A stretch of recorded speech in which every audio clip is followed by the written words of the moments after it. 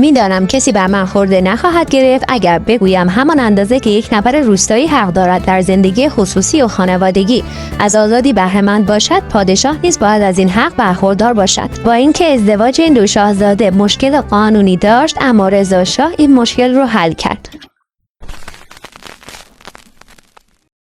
سلام به همراهان عزیز کانال تاریخ پهلوی. شما رو دعوت میکنم به تماشای داستان ازدواج محمد رضا شاه پهلوی و پرنسس فوزیه. پرنسس فوزیه نخستین همسر محمد رضا شاه و دختر ملک فؤاد پادشاه مصر بود. فوزیه و محمد رضا در تاریخ 24 اسفند ماه سال 1317 در شهر قاهره مصر ازدواج کردند و مراسم عروسیشان در اردیبهشت ماه سال 1318 در تهران برگزار شد.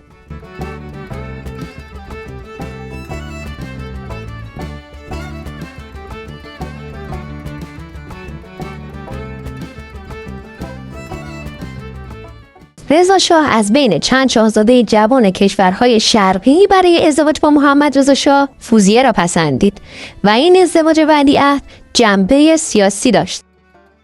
به گفته محمد رضا شاه پهلوی در کتابش به نام مأموریت برای وطنم درباره این ازدواج نوشت: میدانم کسی بر من خورده نخواهد گرفت اگر بگویم همان اندازه که یک نفر روستایی حق دارد در زندگی خصوصی و خانوادگی از آزادی بهره‌مند باشد، پادشاه نیز باید از این حق برخوردار باشد. به نظر من پدرم از این کار دو منظور داشت.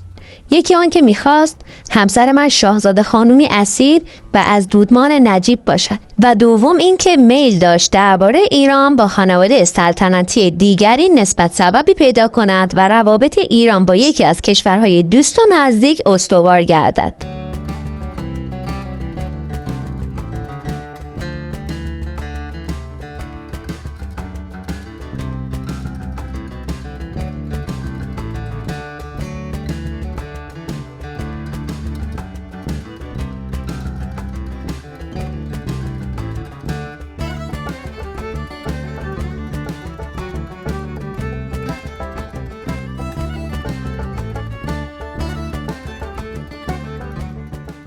با اینکه ازدواج این دو شاهزاده مشکل قانونی داشت، اما رضا شاه این مشکل رو حل کرد. از این نظر که مادر ولیعهد الزاماً باید ایرانی تبار می بود و مجلس در اقدامی بی سابقه نه تنها به پرنسس فوزیه تابعیت ایران داد، بلکه او را ایرانی تبار نامید و این ازدواج انجام شد.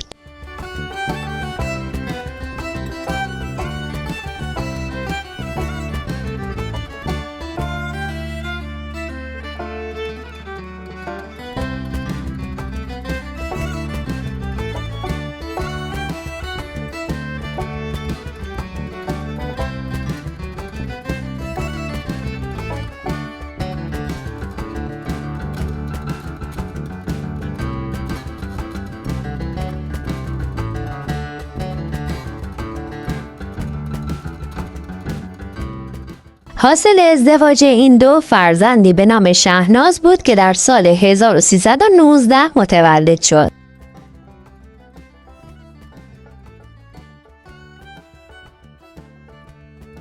نیلوفر کسری در مقاله می‌نویسد: رضا شاه که قصد داشت از طریق این وصلت در سطح جهانی اعتباری بیابد، به داشتن فرزند پسر با تابعیت ایرانی و مصری بسیار دلبسته بود. اما تولد شهناز پهلوی در سال 1319 نقشه او را برهم زد. او در جایی شنیده بود که ولادت اولین نوزاد دختر در خانواده سلطنتی شگون ندارد و شوم است. سالها پیش به او گفته بودند که اگر اولین نوزاد سلطنتی دختر باشد، آن پادشاه کشته و یا تبعید می شود. و عجیب این که این پیشگویی عوامانه در سال 1320 به تحقق پیوست. روابط محمد رضا شاه و پرنسس فوزیه به دلایلی کم کم رو به سردی رفت و در نهایت در سال 1327 این دو از یکدیگر طلاق گرفتند.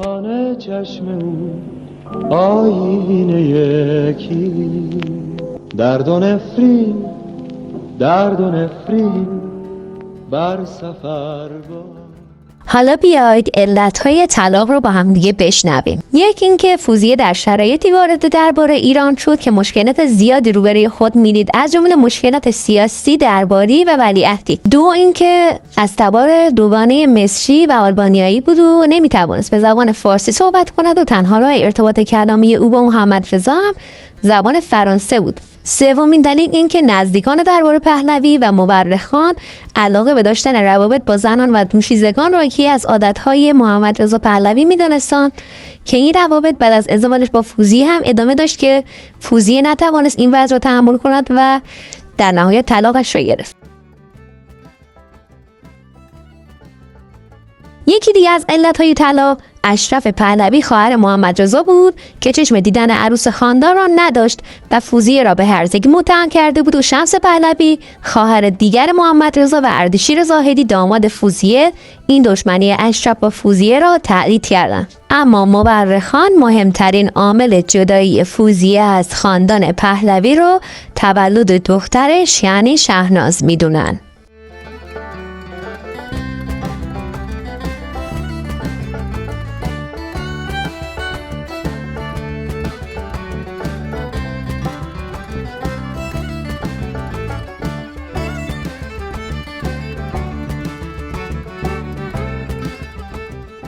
بدین ترتیب فوزیه در سال 1324 که از ایران رفته بود طبق قوانین مصر با انتشار نامه‌ای از شاه تقاضای طلاق کرد و در سال 1327 نیز طلاق وی در ایران جاری شد. ممنونم از اینکه تا آخر ویدیو رو تماشا کردین. خوشحال میشم که نظرتون رو راجع به این ویدیو بنویسید و کانالمون رو سابسکرایب کنید و برای اینکه از ما حمایت کنید و ما انرژی بگیریم این ویدیو رو لایک کنید.